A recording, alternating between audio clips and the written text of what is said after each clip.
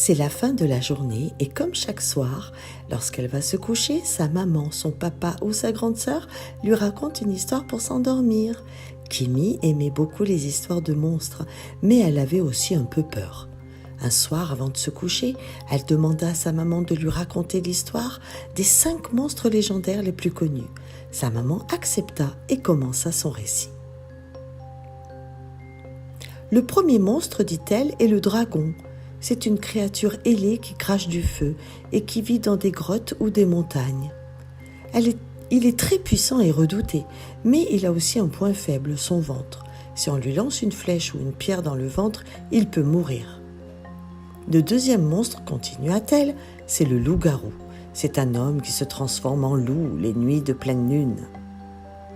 Il court dans la forêt et attaque les gens ou les animaux qu'il croise. Il est très rapide et féroce, mais il a aussi un point faible, l'argent.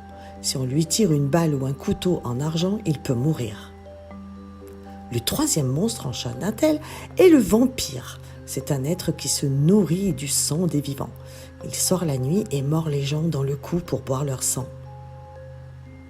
Il est très séduisant et immortel, mais il a aussi un point faible, le soleil. Si on l'expose à la lumière du jour, il peut mourir. Le quatrième monstre, poursuivit-elle, est la momie. C'est un cadavre embaumé qui revient à la vie grâce à une malédiction.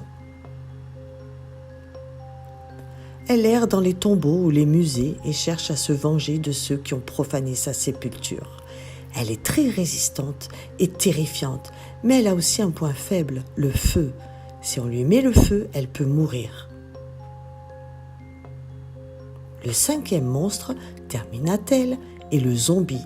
C'est un mort-vivant qui a été infecté par un virus ou un sortilège. Il marche sans but et mord les gens pour les transformer en zombies comme lui. Il est très nombreux et persistant, mais il a aussi un point faible, la tête. Si on lui coupe la tête ou lui tire dessus, il peut mourir. Kimi écouta attentivement l'histoire de sa maman et se sentit rassurée. Elle comprit que les monstres n'étaient pas invincibles et qu'ils avaient tous une faiblesse.